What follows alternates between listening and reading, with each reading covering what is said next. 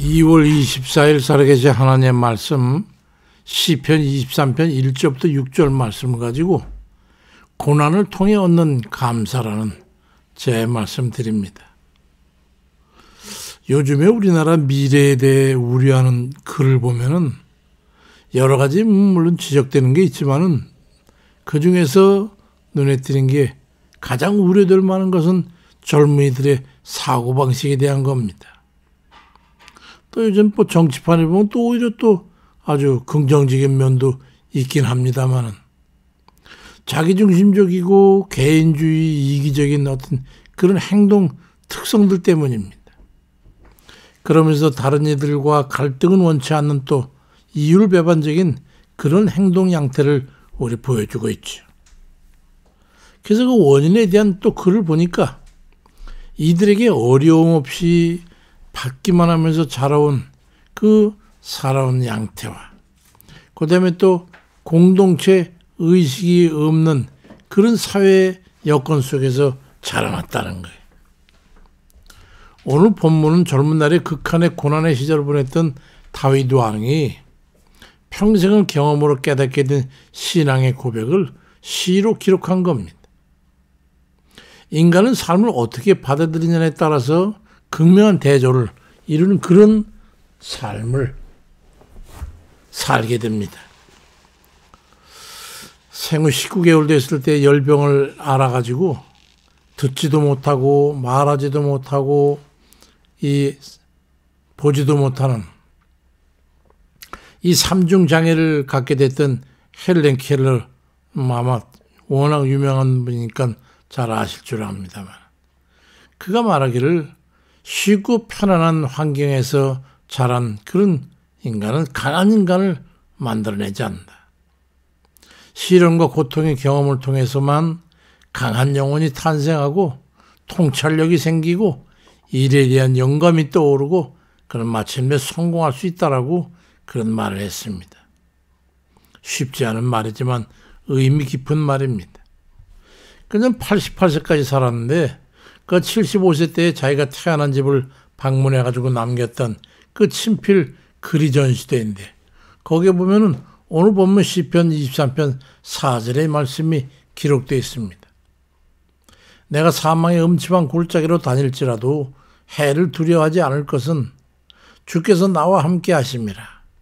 주의 지팡이와 막대기가 나를 안위하시나이다. 그리 말씀합니다. 삼중고에 시달리던 헬렌 켈러가 남긴 글 중에 3일 동안만 볼 수 있다면 아주 작은 소책자가 있습니다. 아마 보신 분들이 있으시겠죠. 만약 내가 3일 동안만 볼 수 있다면 나는 눈을 뜨는 첫 순간 나를 이만큼 가르쳐준 그리고 키워낸 앤 설리반 선생님을 찾아가겠다. 지금까지 손끝으로만 만져져 알던 그 인자한 얼굴 그리고 그 아리따운 몸매 등을 몇 시간이고 물끄러미 바라보면서 그의 모습을 나의 마음속 깊이 간직해두겠다. 다음엔 나는 친구들을 찾아가 들로 산으로 나가겠다. 저녁이 되면 석양에 빛난 아름다운 노을을 보고 다음날 이른 아침 새벽에는 먼동이 트는 장엄한 장면을 보고 아침엔 박물관, 오후에는 미술관 그리고 저녁에는 보석 같은 밤하늘의 별들을 보면서 하루를 마감하겠다. 마지막 날에는 일찍 큰 길가에 나가 출근하는 사람들의 활동적인 그 행복한 얼굴 표정들을 보겠다. 아침엔 오페라 하우스, 오후에는 영화관에 가서 영화를 감상하고 어느덧 저녁이 되면 나는 건물의 숲을 이루고 있는 도시 한복판으로 나와서 네온사인이 반짝이는 거리의 가게에 진열된 아름다운 상품들을 보면서 집에 돌아와 눈을 감아야 할 그 마지막 순간에 나는 3일 동안만 볼 수 있게 해주신 그 하나님 앞에 감사하고 그 감사를 기도로 하나님 앞에 드리고 영원히 다시 암흑의 세계로 돌아가겠다고 그랬어요. 저는 그걸 보면서 많이 울었었어. 그에 비하면 우리에게 주어진 이 생애는 뭐 부족한 게 있는가? 범사에 감사할 수 있지 않을까요? 헬렌 켈러의 바람은 우리의 날마다 누리는 쉽사리 누릴 수 있는 그런 범사가 아니겠어요? 다만 우리는 이런 평범한 것들에 대해서 감사함을 잊고 살아가고 있을 뿐이죠. 특별한 것, 비범한 것, 그런 걸 생각하기 전에 먼저 평범한 것들에 주어진 그 생애를 하나님 앞에 감사할 줄 아는 그런 마음가짐이 필요할 것으로 생각됩니다. 너무나 쉽게 주어지는 평생의 삶이기 때문에 우린 감사를 모르는 거예요. 감사를 모르니 감사를 할 수 없죠. 감사를 할 수 없으니 그 마음에 평안이나 기쁨이나 보람이나 감사가 있겠냐 말이죠. 거기에 무슨 기쁨이 있겠어요. 고난 속에서 갈구하는 것일 때 그것이 다른 얘기는 평생의 것이라 할지라도 자신에게는 진실한 감사가 되는 겁니다. 다윗은 시편 23편 1절 2절과 6절에 나 여호와는 나의 목자시니 내게 부족함이 없으리로다. 그가 나를 푸른 초장에 누이시고 쉴 만한 물가로 인도하시는구나. 나의 평생의 선하심과 인자심이 정녕 나를 따르리니 내가 여호와의 집에 영원히 거하리라고 고백하고 있습니다. 제가 알고 있는 어느 권사님 한 분은 우울증 때문에 몹시 힘들어하시는 분이 있어요. 걷기도 힘들어하시고 집안생활도 어려워하시고 어디를 갈 수도 없고 운동도 못하고 기쁨도 별로 그러니까 없어요. 집안에 갇힌 꼴이 됐어요. 기도하면서 그 권사님께 필요한 하나님의 처방이 무엇인가를 기도드렸는데 주님께서 말씀하신 건 거예요. 주께 주는 것은 금방 고쳐주시는 그게 아니라 자신이 겪고 있는 어려움과 고통을 통해서 하나님께서 이끄시는 그 손을 잡고 의지를 극한으로 끌어올려가지고 한 걸음씩 움직여서 다시 육신의 몸을 키우고 힘을 키우는 그런 거예요. 이미 근소질이나 심령이 너무 가라앉아 있기 때문인 것 같습니다. 무기력과 무능력함 속에서 하나님께서 함께 하신 것을 깨닫고 견디기 어려운 고난과 역경 속에서도 하나님께서 마음의 평안과 쉼을 허락하실 것을 믿고 마음속 깊은 심조에 있던 전목된 힘을 다시 끌어올리는 거예요. 그 힘의 원천이었던 그 힘을 끌어올리는 거예요. 하나님의 은혜를 깊이 생각하고 이날까지 살아온 그 삶에 되돌아보며 진심으로 감사하고 주여 하는 그 부르짖음과 함께 심조의 그 진기를 끌어올리는 겁니다. 그 하나님이 방책입니다. 하나님 우리로 고난을 피하게 하시거나 무조건 편안한 삶을 보장해 주시는 그런 분이 아니라는 거예요. 우리가 겪고 있는 역경 속에서 그 고난과 역경을 이길 힘과 능력을 주시고 그 속에서 함께 하시는 분입니다.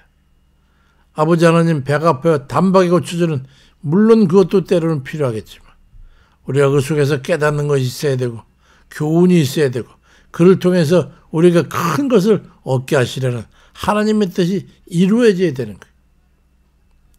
고난을 극복해 나가는 중에 오히려 힘을 얻고 고난 중에도 인도해 주신 하나님 앞에 감사와 찬양을 들을 수 있게 되는 거예요. 그게 하나님을 신앙하는 그 사람들의 정수인 겁니다. 진실한 감사를 묵상하시기 바랍니다. 내게 있어서 이 감사의 조건은 무엇인가?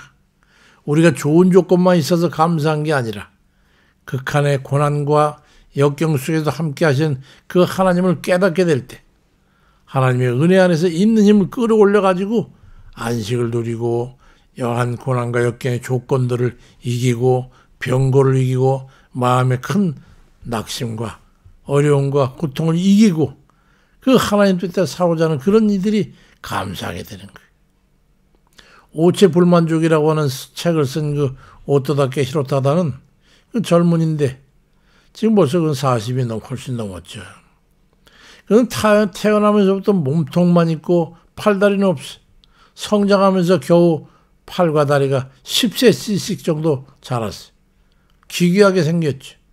그렇지만 그는 자라가면서 그런 팔다리를 가지고 달리기도 하고 야구도 농구도 수영도 이런 것을 즐기면서 초중고등학교를 마치고 일본의 명문대학인 와세대학 정치학과를 나와가지고 지금은 전 세계를 돌아다니면서 사람들에게 희망을 심어주고 젊은이들을 일깨우는 큰 역할을 하고 있습니다.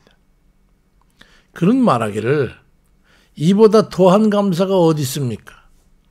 단적인 그 표현이지만 그의 굳건한 마음과 하나님 앞에 대한 자세를 보여주고 있습니다. 사도 바울도 빌립보 4장 4절에 주 안에서 항상 기뻐해라. 내가 다시 말하노니 기뻐하라고 말씀하고 있고, 또 데살로니가전서 5장 18절에는 범사에 감사하라.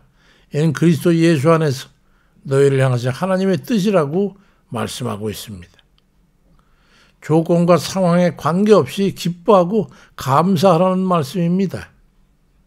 슬프고 고통스러운 그런 상황 속에서도 기뻐하고, 불만족스러운 그런 조건 속에서도 감사를 자신으로 끌어들이라는, 깊이 바다에 빠져 있는 것을 다시 건져 올리라는 그런 뜻입니다.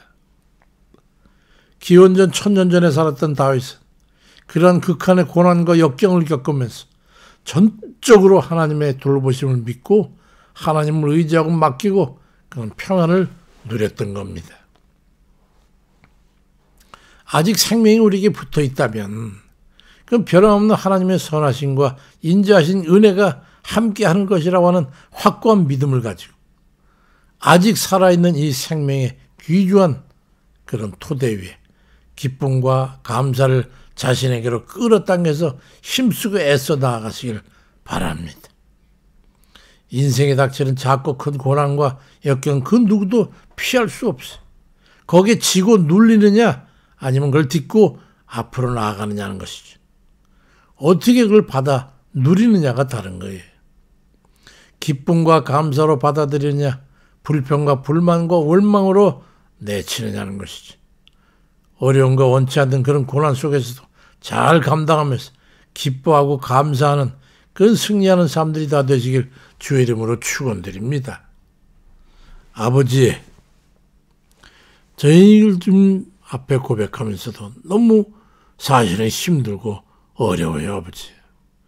이 일을 좀 감당하기에는 우리 힘으로는 도저히 이룰 수가 없습니다. 아버지께서 힘을 주셔야죠. 저에게 능력을 주셔야죠. 그리고 그 같은 마음을 깨닫게 해 주옵소서. 그래서 하나님이 우리에게 인생에 주시고자 하는 놀라운 하나님의 이제 예비하신 은혜를 받아 누리고 모든 어려운 그런 역경들을 잘 감당하고 이겨내고 승리하는 희열을 느끼고 감사를 느끼고 기쁨과 아버지 그 속에서 더 큰 일을 행할 수 있는 그런 열정까지도 받아 누리도록 아버지 인도해 주세요. 이 나라의 여러 가지 어려운 그런 현 상황도 이 일을 통해서 모든 백성들이 깨닫고 불의한 자들을 배격하고 악한 자들을 구분할 줄 알고 거짓 것을 진실한 것으로 찾아 알 수 있는 그런 기회가 될 수 있도록 하나님 도와주옵소서. 아버지, 불의하고 거짓되고 범죄자들이 오히려 의인인 체 하는 이 어지러운 이 난관을 보면서 아버지 백성들이 그 어리석음에서 깨달아서 진실을 구분할 수 있는 그런 지혜로운 백성 되도록 인도해 주옵소서. 아버지의 공의와 정의가 이날의 인간의 삶의 근본이 될 수 있도록 도와주시고 사람이 어떻게 살아야 될 것인가 하는 바른 의를 깨달을 수 있는 기회로 허락해 주옵소서. 감사드리고 예수 그리스도의 이름으로 기도드립니다. 아멘입니다.